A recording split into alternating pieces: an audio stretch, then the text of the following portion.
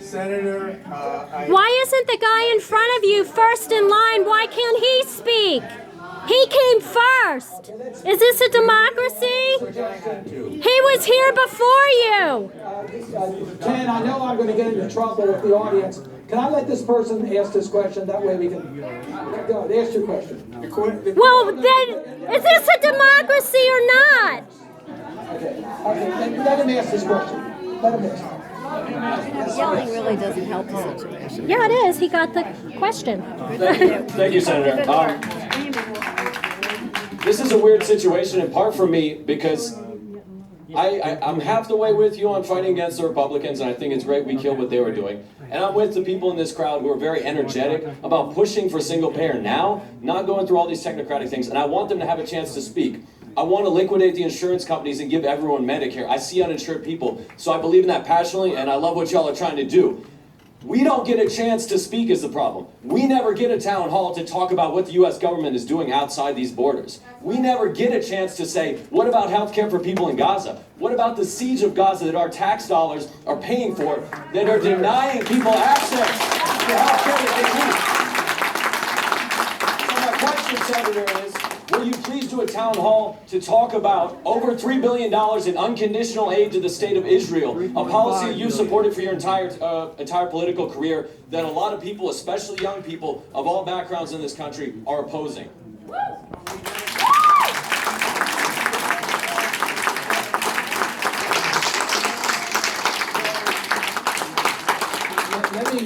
Let me answer this in a couple different ways. I do lots of town hall meetings. I like town hall forums.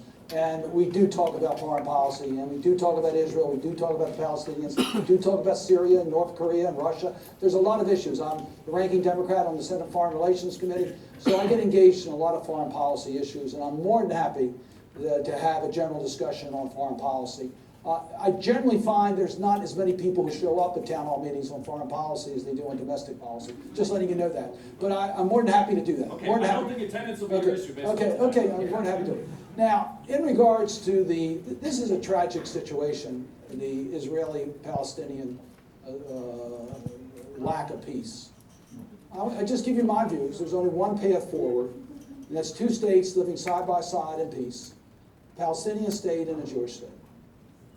I am very disappointed that the leadership of the Palestinians and the Israelis have not brought us to that point. I think there's enough blame to go upon personally. It's been tragic for the Israelis, it's been tragic for the Palestinians.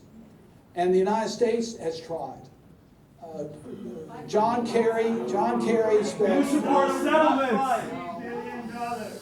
No money for settlements. Stop settlements! John Kerry put in more personal time between the Palestinians and the Israelis. And I've been to the West Bank, I've talked to Palestinian leaders, I've been to the Gaza border, I frequently meet with Palestinian leaders that come to the United States. I meet with the leaders in the Middle East that travel here frequently from the surrounding countries. Believe me, I understand the frustration that's out there. So why are we rewarding bad behavior with $3.5 billion a year? The only way you're going to get peace is with the parties sitting down and negotiating.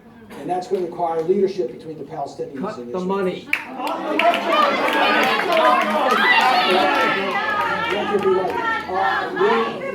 the money! Cut the money! Cut the money!